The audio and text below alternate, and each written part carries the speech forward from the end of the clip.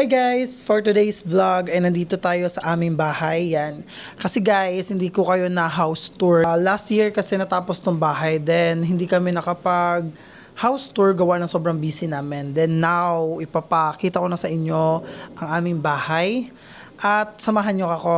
At yun na nga guys, papasok tayo sa aming bahay. Ito pala yung bahay namin.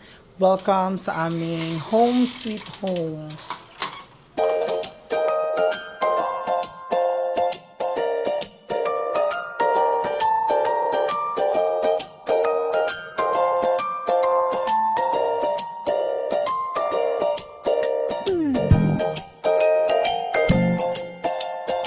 Yan na guys, nandito tayo sa aming sala. Yan. Itong sala namin guys is bago talaga kami na bili ng mga furniture sa aming bahay like sofa is nag-canvas muna kami kasi hindi naman tayo masyadong mayaman kaya nagtingin-tingin kami ng merong mga sale like buti na lang kamo, nakita namin na nag-sale tong sofa na to. Then, sobrang ganda kasi bagay na bagay lang siya dito sa sala namin. Kasi hindi naman gaanong kalaki yung sala namin or yung bahay namin. Kaya bagay talaga siya. Naka-sale siya ng 60% gawa ng anniversary yata yun ng SM. Kaya sobrang sulit talaga na mag-canvas kayo ng malayo pa bago kayo lumipat sa inyong pinapagawang bahay. Yan, ito yung sala namin guys. Then, dito sa sala namin, may center table kami. Yan, ito yung center table namin. Then, meron kaming painting or niregalo ng ate niya sa amin. Kami dalawa ng aking partner.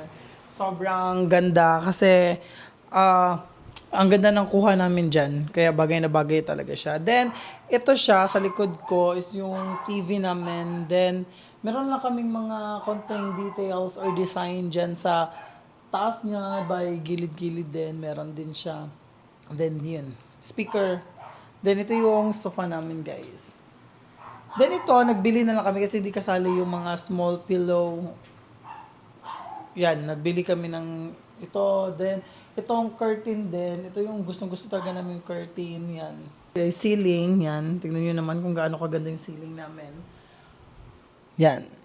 Yan siya is architect na namin ang nag-add niyan or nag-design niyan kasi wala kaming idea regarding sa ceiling kaya siya talaga nag-recommend sa amin na ganyang ceiling ang bagay dito sa aming house. Yan.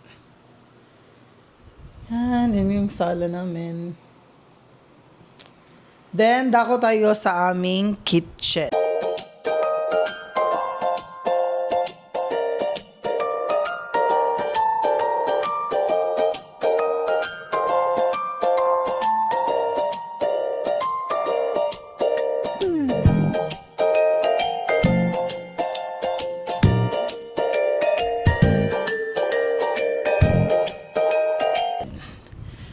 Yan, ito yung kitchen namin guys. Nandito lang din siya sa may bandang gilid lang. Yan. Ang kitchen namin, tignan nyo naman kung gaano kaganda yung kitchen namin. Tignan yung ceiling ng kitchen namin. Yan, diretso yan siya hanggang... Yan. Then may cove light din sa gilid. Yan guys. Dapat next year ako mag-house tour. Kaso guys, hindi ako nakapag-house tour. Gawa ng sobrang busy namin nung time na yon. But now, hindi na ako masyadong busy. Kaya i-house tour namin kayo. Then, ito yung aming table. Yan yung table namin. Then, meron kami ditong espresso. Paggawa ng coffee. Yan. Then, meron kaming design lang dyan sa gitna. Yan. Ito, nakuha namin idea na to dun sa may artista na nag-house tour din sa bahay nila. Kaya naisipan din namin na maglagay din ng ganyan dito sa centered sa aming table. Yan. Then, dumako tayo sa aming kitchen. Yan. Ito yung kitchen namin, guys. Yan, ito yung kitchen namin. Yung kitchen namin, supposed to be dapat yung kitchen namin is parang plain lang siya. Pero sabi ko parang gusto ko kasing mag-vlog guys. Then gusto ko din na maganda talaga yung kitchen namin. Then yun guys, ito yung kitchen namin. Ito yung lutuan namin. Yan. Pag magluluto kami.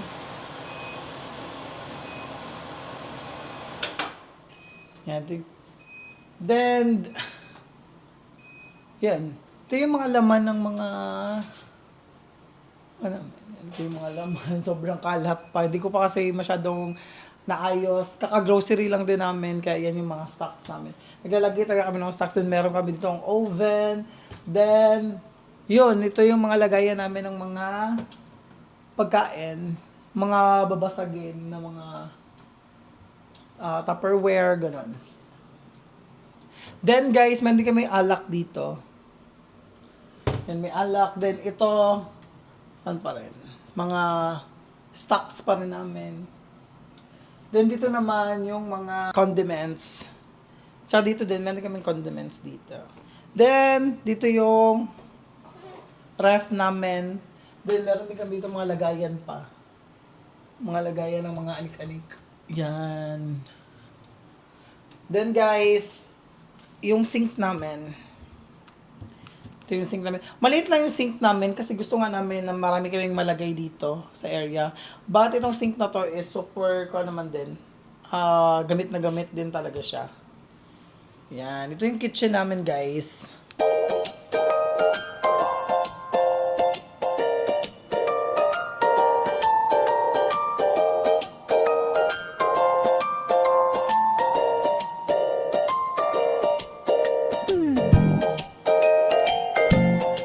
Kitchen namin, ito talaga yung favorite part ko kasi dito ako mahilig talaga magluto, dito ako palagi mahilig ako maglugas. Then sobrang ganda lang kasi nakuha talaga nila yung gusto talaga namin sa kitchen namin. Ito yung dream na kitchen ko talaga. Sobrang ganda, sobrang na-amaze talaga ako nung nagawa na talaga tong bahay. Then, nagpapasalamat talaga kami kay Papa God kasi na-experience namin na matupad talaga yung gusto namin sa aming house. Kaya yan, yun guys, sobrang ganda talaga. Then, ito naman sa ref namin, ito lang yung mga laman guys.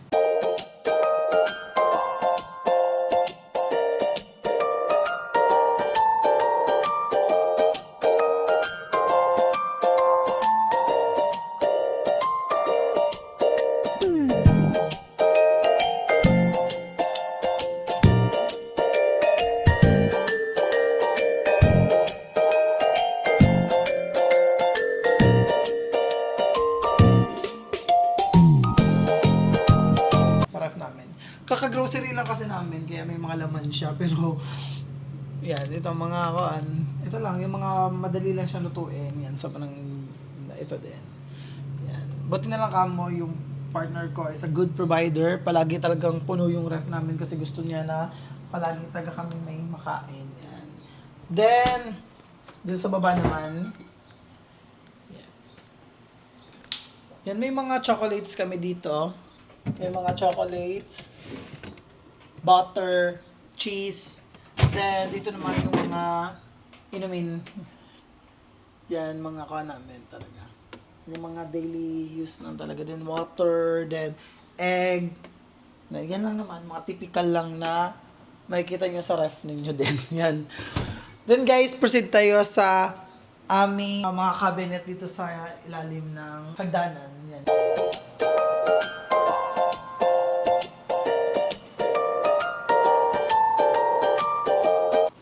Yan guys, yung cabinet na to, dito sa ilalim ng hagdanan namin is, nakita lang namin siya.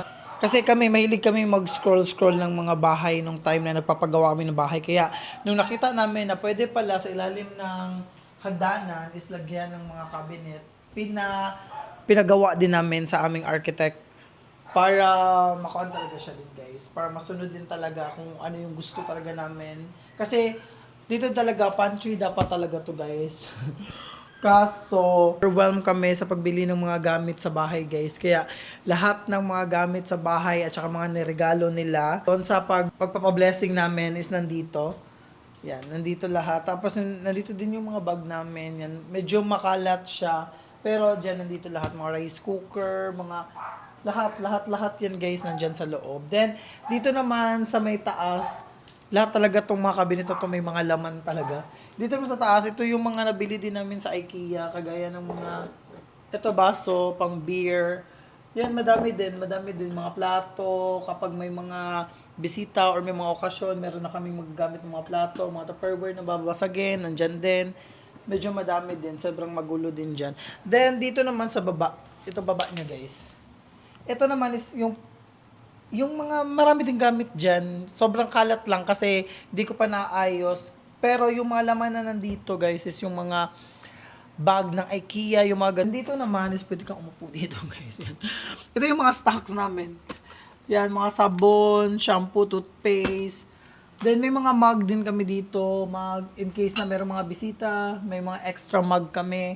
Then ito kapag pamborda, kung kapag may mga punit-punit na yung kuhan, then tumbler sa tubig, then ito rice cooker namin, electric na rice cooker, then bigasan. Then, ito mga alcohol. Dito naman yung mga lagayan ng mga pagkain, titirang pagkain. Yan. Mga disposable gloves. Yan lang yan nandito, guys. Then, proceed tayo sa aming CR.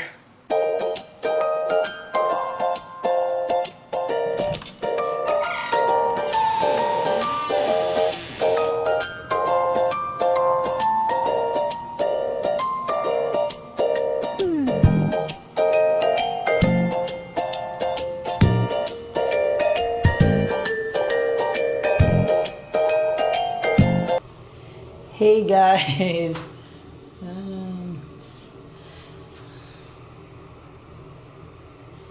Yan guys, ito yung CR namin. Yan, sara ko na lang. Ito yung CR namin. Yan, kung nakikita nyo, ito yung lagayan ng mga toothbrush, toothpaste namin. Dito. Then, dyan din sa yellow basket ko. Yan guys. Ito, nagpalagay talaga kami ng malaking salamin dito. Kasi yung talaga dream namin guys, na meron talaga kami malaking salamin para every time na papasok kami sa CR, may salamin na pwede kami mag-selfie or gone. Then may hand wash din tayo dito. Yan, pang moisturize ng hand. Yan.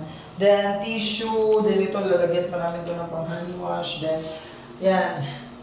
Ito yung mga sabon namin, shampoo, yan, dito nakalagay. Dito, lagay ng mga towel.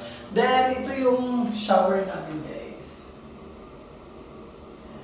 Yung shower namin. Yan, may timba kami. Yan na guys, nandito pa rin tayo sa aming CR. Yan, yung CR namin. Tiniming talaga namin guys na lahat ng kulay ng CR namin is kulay marble or white. Kasi guys, gusto talaga namin na malinis talaga at maaliwalas yung loob ng CR. Then, good thing din kasi nauso yung mga ganitong klaseng style ng CR. Kaya sabi ko na maganda talaga tong CR na to. Yan, ito yung salamin namin. Yan, maganda yung CR na white kasi sobrang linis, sobrang maliwanag. Kasi, di ba, from previous na nasa bahay kami before, sobrang dilim ng CR namin. Ayaw ko ng sobrang madilim. Kaya, yan, good na nakuha din talaga nila kung ano yung gusto talaga namin sa CR namin. Yan, sobrang ganda na CR. At yun nga guys, tapos ko na kayo i-tour sa aming CR. At ngayon naman ay may papakita pa ako sa inyo yung pinakamagandang accent dito sa aming bahay, which is yung favorite na favorite ko kasi doon ako nagti-TikTok. Kung nasusubaybayan yung mga TikTok ko, doon ko talaga mahilig mag-TikTok or pumesto kasi ang ganda talaga ng accent niya. Kaya ano pa hinihintay nyo, samahan nyo ako. Halika guys. Dito yung pinakamaganda accent din sa bahay. Meron kami nilagay painting dito guys. Yan, painting. Pag nakita nyo parang akala nyo parang wala lang, pero malaki talagang impact sa amin to, itong painting na to. Ewan ko ba, parang ang ganda niya lang sa mata yan. Depende kasi sa atin kung ano ba yung klaseng artwork yung mga gusto natin ilagay sa ating bahay. But yun yung gusto namin. Then, guys, meron kami dito mga empty pa na mga frame, pero wala pa, hindi pa namin nalalagyan. Then may malaking kuhan kami dito, orasan, para every time na bababa kami, alam namin kung anong oras yan. Kasi wala may ibang oras dito lang. Then yan, marami yan guys, pero magpapaprint pa kami para meron kami malagay dyan. Then guys, ito, kung nanonood kayo sa aking mga TikTok, ito yung pinaka gusto ko talagang accent dito sa bahay namin kasi sobrang ganda ng chandelier na.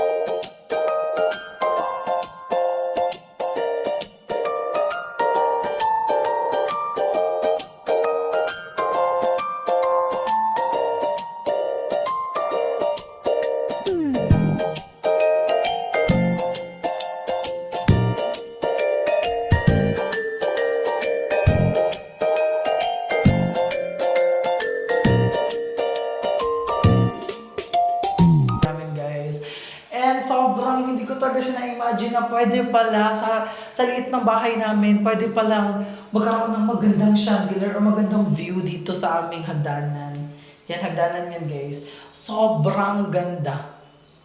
Diba? Sobrang ganda niya lang. Then, nakaka-relax talaga. Then, itong light na chandelier namin dito is may tatlong kulay yan. Pwede nyo siya ma-change kung gusto nyo. Then, ito naman yung room namin. But guys, sa part 2 na lang ng aking house tour, kung kayo itutour sa aming kwarto.